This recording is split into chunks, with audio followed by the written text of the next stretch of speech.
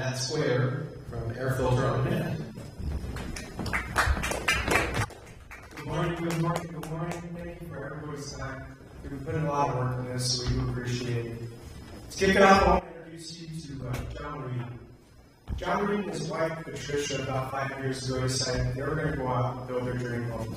Been saving a lot, and it was time. John hired out a general contractor that had great credentials and supposedly could do the job. Unfortunately, didn't meet up to his standards. The general contractor ended up leaving holes within the gaps in the window seams and along the roof. And what ended up happening is caused severe mold damage within the first floor. You can see through here. John spent roughly $10,000 in addition to what they spent building the house just for renovations so they can handle this. Hoping everything was fixed. About 3 months later, they noticed that their son, Andy, started showing signs of asthma. He hadn't had asthma since he was born, and at this point he was 15 years old. Not just that, he started having seizures. So that was a unique scenario for him. Scared the family, and he ended up in the ER several times, warning we get adequate answers that could explain what was going on. Not just that, Patricia, his wife, her eyes were so swollen that you could see it looked like a swarm of bees on her in the face. This is the before and after. Again, they took several doctor visits with Patricia as well, and nobody was giving clear answers on what was going on. So winter hit recently. John was going through, he flipped on his thermostat to 72 degrees, realized that his furnace wasn't adequately heating up his house as it historically is. So he gave our heating and cooling company a call, and I went out there in person. When I went out there, I noticed what was going on, and I could see that there was a vacuum going on within the return air. Also, we had a bottleneck that was happening right here. I had a pretty darn good idea of what was going on at that moment. But I asked the question, how often do you change your filter? And like most clients, John said, as often as I can remember. So I pulled out the filter, and it looked like it hadn't been changed in 5 years. It was this filthy. And not just that, I noticed that there was mold spores growing on his air filter. So I started looking at everything that was going on, and I investigated the system and realized that mold was growing throughout the entire ductwork. So what was actually going on is they were blowing mold into the house via the duct system, which was causing all these symptoms within the blue boxes here. Could have been eliminated if he changed his filter regularly. My name is Matt Reed, and I'm proud to represent AirFilterOnDemand.com. And I'm Matt Dolly. Never forget your air filter ever again. So who are we? AirFilterOnDemand.com is a subscription platform that mails your air filter to your home or business every 1, 2, or 3 months, reminding you to change your filter. No more hassle, or remember driving to the store, remember your air filter size and your MERV rating, hoping to have your unique air filter in stock, or like most people, like John, just becoming simply too busy to remember to change out your air filter. We eliminate all the labor. Our team is composed of Mo Mohammed, or Rank He's co-founder of AirFilterOnDemand.com. He has his HVAC master mechanical for the last 36 years. He's the CEO of Mo's Heating, Cooling, and Plumbing for the last 21 years. He's my father. Matt Dolly, he's our COO and co-founder of AirFilterOnDemand.com and VP of Operations for Mo's Heating, Cooling, and Plumbing for the last 11 years. BetaBox, they're our investor. We went the route of pulling in a business incubator / accelerator, in my opinion, the top in Kansas City, and they helped us develop our website for our go-to-market strategy. And myself, Matt Rank-Kadibi, I've been in the HVAC industry literally since I was in diapers. My dad forced me to do every project that you can imagine, and I'm proud to say that honestly. I'm the CEO of AirFilterOnDemand.com, heavily involved in those as well. I want to get down to electricity consumption. When you look at your annual electricity bill, 50% of your energy consumption is simply coming from your HVAC system alone, heating and cooling. A dirty filter? Well, let's go back. Energy got says replacing a dirty, clogged air filter with a clean one regularly will lower your HVAC energy consumption by 15%. So, what's the savings? What you have to do is to find your air filter energy savings, take your total annual electricity bill, multiply that times 50%, and then take that times 15%. In my household, my annual electricity savings per year, I'm saving roughly $130. Otherwise, I'd be spending that on electricity just to try to keep up with the threshold that you set on your thermostats. Not just that, the worst scenario, well, for my scenario, since I'm using air filter on Demand.com, I guarantee my system's going to last the full 20 years that it was established to do so. When you don't change your filter regularly, you put more wear and tear on your system. We now start seeing deficiencies roughly 10 to 13 years. Most likely falling within that period at that point too. But what we try to do is establish a platform that will help you take care of your system properly and maintain it so that you can get that full life of your unit. Now, Patricia Reed, you met earlier with the puffy eyes. She wrote this quote: "We're about to sell our home because we cannot breathe our own.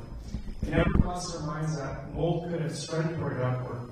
Thanks to AirFilterOnDemand.com, my family and I have had our first good night's sleep in the last 7 months. My son's seizures have stopped, and my sinuses and puffy eyes have disappeared. We can't thank you guys enough."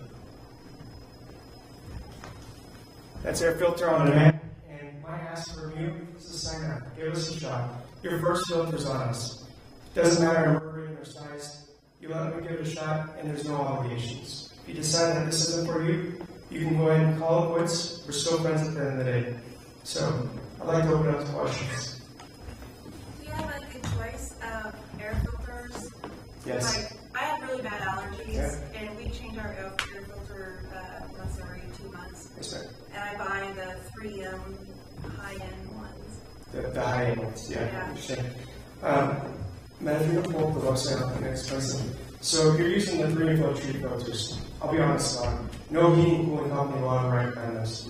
3M manufactures those at 6 facilities in China, North Korea, and I can't remember what the last location, but China, North Korea is predominantly where it's made. They can't control the manufacturing process, so they couldn't compete with the MERV rating. That's number one.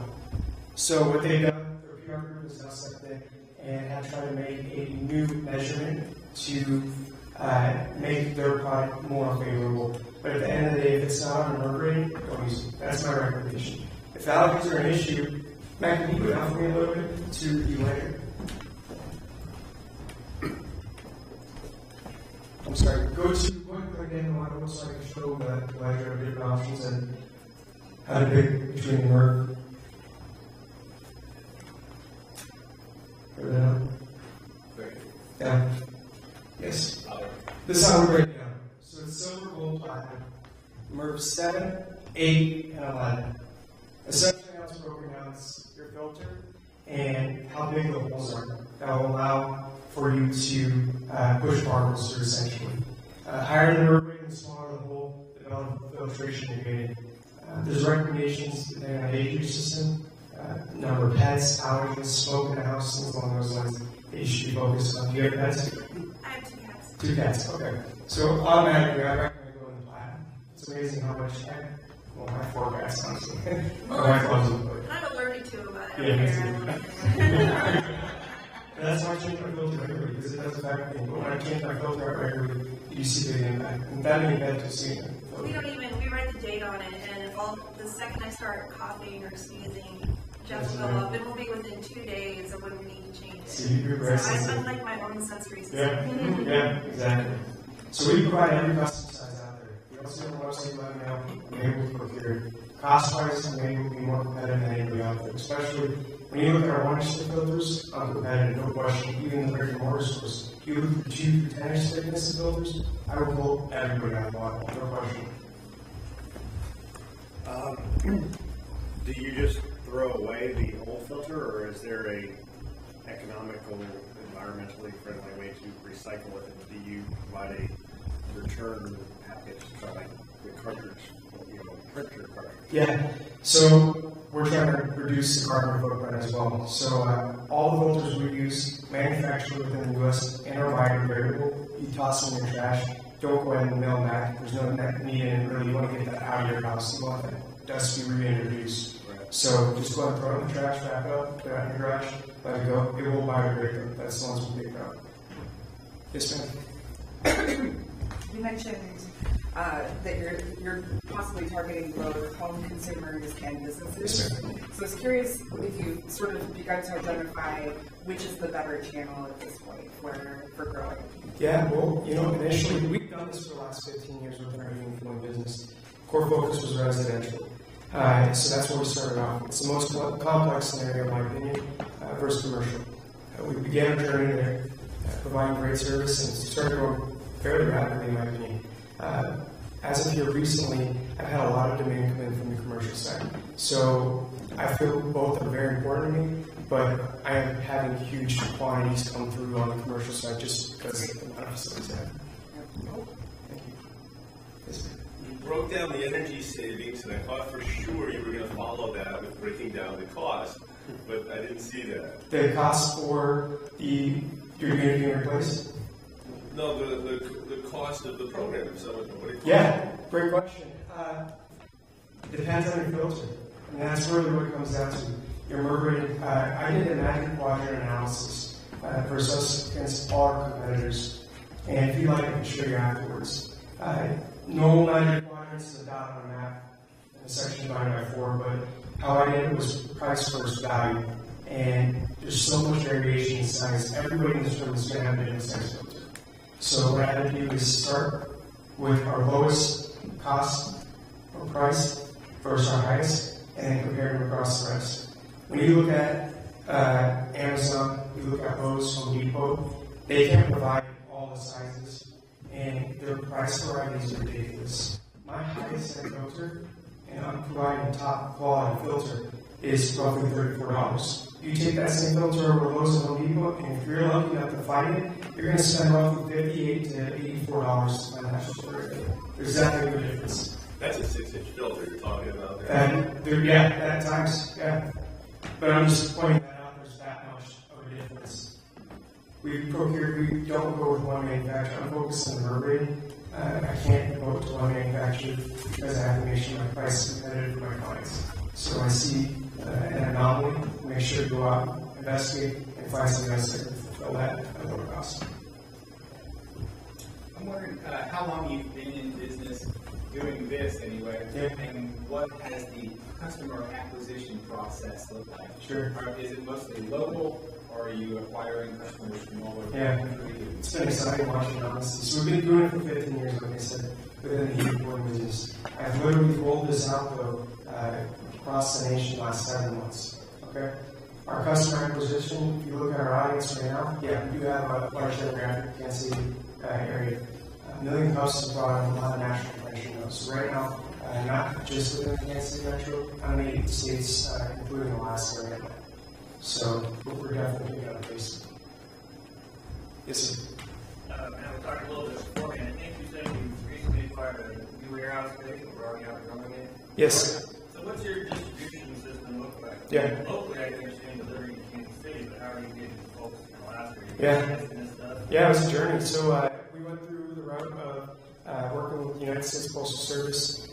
They understood the value and worked out a negotiated contract so that we were able to reduce the cost. So when you see the price, it's not the price plus shipping. We bundled in shipping into our price, and that includes all 50 states across the U.S. So I live in an apartment, and I think our community boxes are maybe that big, and I don't think the U.S. Post Office leaves it at your door. How, if it doesn't fit in that package container, how does it get to me? So, do you maintain your own air filter for your apartment? Yeah, You do? It's a condo, yeah. Oh, it's a condo scenario. And A lot of times they'll leave it at the lease. that's what I was thinking for when you get an Amazon package. I'm guessing it goes to the front office. We don't have an office.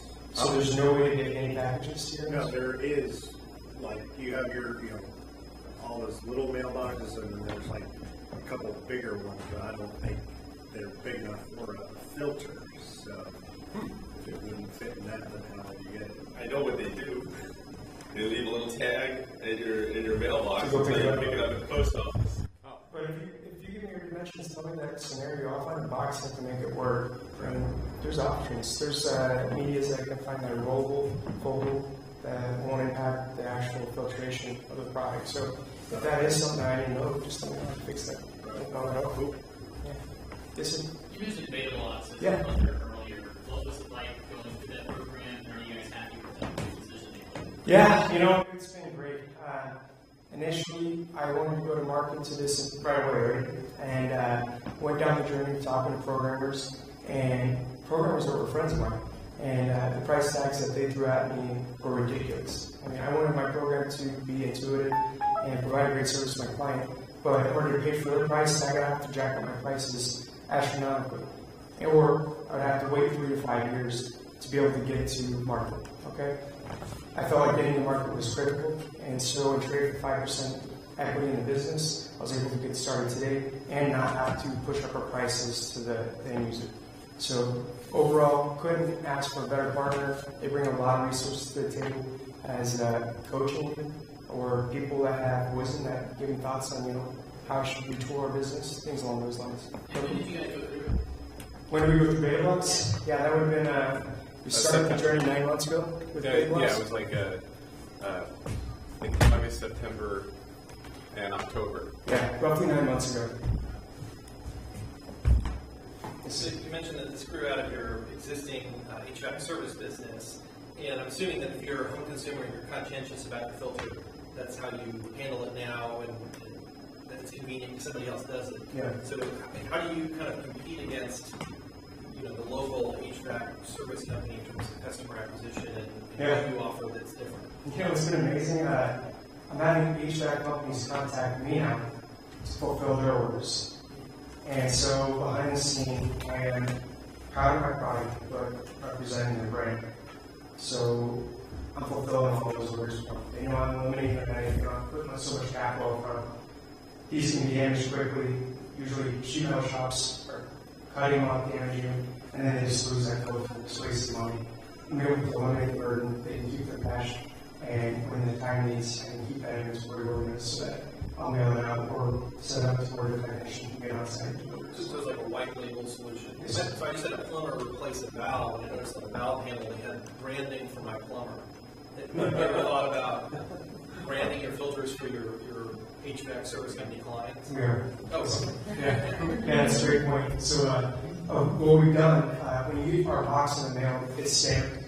So their filter on the mail or specific being one company. And then on the filter itself, when you see the date, you have our sticker, and then we mark the date that it comes to the facility, has their phone numbers as well. So just trying to keep relevant or in the past.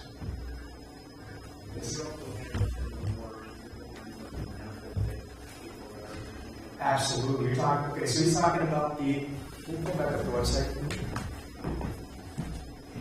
What was your name? Rob? Matt, the presentation, please. The presentation, please. Oh, the presentation.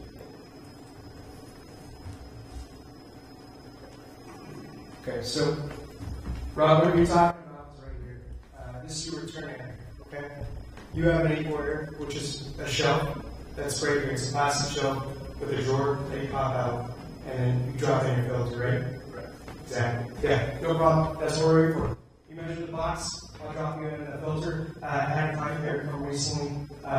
His filter was an 8-quarter or 213 at Mayor Steve, but essentially it was a MERV 13 filter.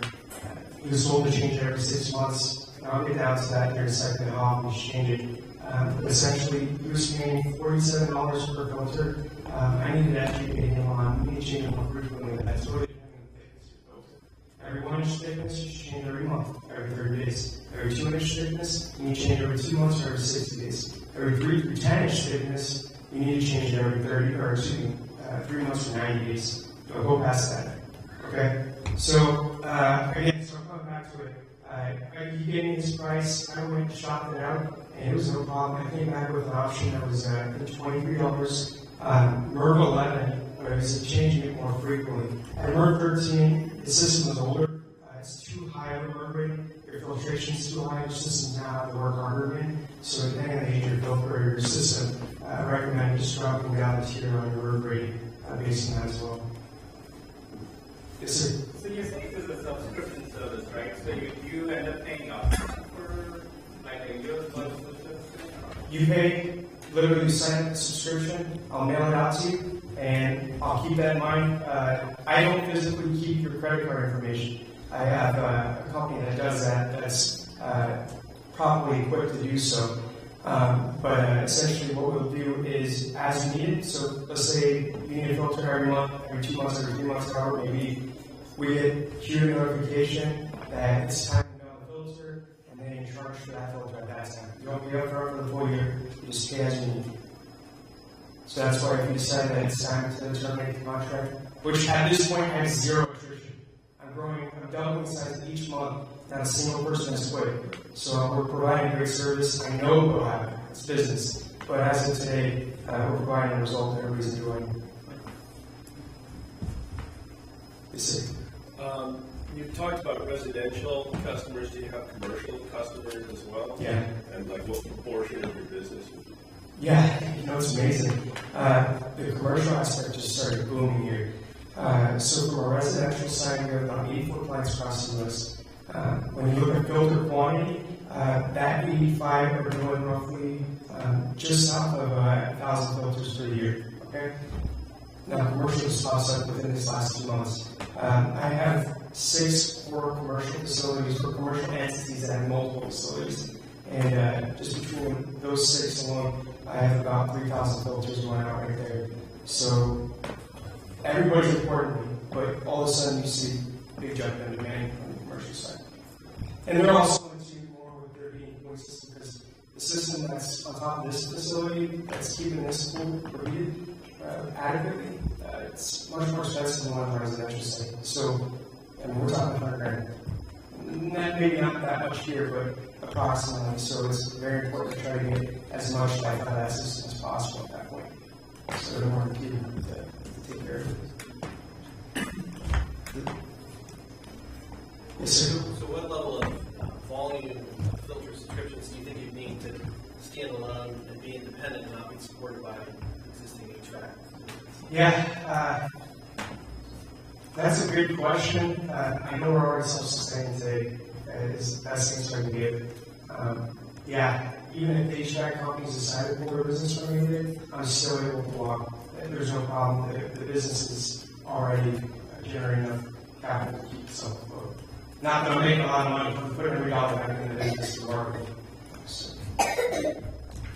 Yes, sir. So how are you marketing? Yeah, back to your second question. Okay, so Million Plus has been a huge asset for us. SEO has been extremely big for us. BetaBlocks also provides a lot of assets as to relationships, and a big presentation coming up here soon is Demo Day. 1,000 people will be there as well. Really going on tour, just talking to everybody, educating everybody. Another marketing avenue has been meeting cooling companies, helping educate them on how they can help their clients better, things along those lines. Yes. Have you guys considered having a short animated video? I'm really thinking about it. I think that would be I great. mean, then you can start, putting that online and then targeting keywords. I mean, people, on Twitter, target the keyword asthma and reach out, hey, this might be your filter. Watch this video, a 30-second video. You can get it tight like that, and I think that's a great idea. I really do. You're talking animated, really? Yeah, I think that's a great idea. Do you have that skill set? I don't do that. Okay, that's good. I can source it. Yes. One of the things that kind of occurred to me is that, it's more powerful being presented in person, I think, like you're doing. I was wondering if you had any plans to go do trade shows. Yeah. You could probably pitch to trade associations for HVAC technicians, like what your family's been in for years, right? There's probably a couple of big ones around the country. If you could go through those folks with the brand product, or also commercial buildings. I love it. I recently was starting to just investigate that. 2 home of ours just came to Kansas City. Third party with heating cooling companies and plumbing companies on this trade. I go there, I feel like it was relevant enough. We're about to do our first A/B testing with Demo Day for BetaBlocks, March 11th at the Union Station. the other booth, and that's where I was going to test it out and see what kind of results we were able to get. I'm on the same page. I think that's something we absolutely have to do. And if you guys are interested in going, we'd love to invite you. Because That's me very good. let me know if you're interested. I'll give you all the details. Free beer and pizza. Wait, what?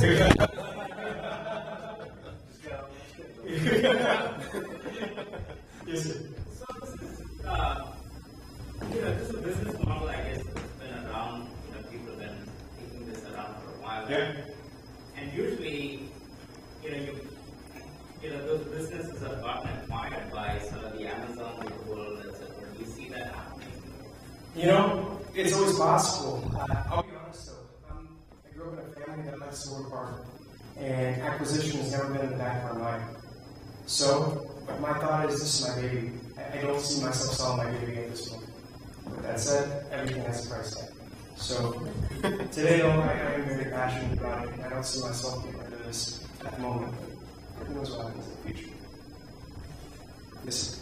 What would prevent Amazon from doing, because they offer a subscription type stuff too. I mean, I'm sure they could look up all the specifications for furnaces, filters, so what prevents them from copying your model? Yes, sir. So we went down that journey with Amazon Radio, and they gave us the option to sell it individually.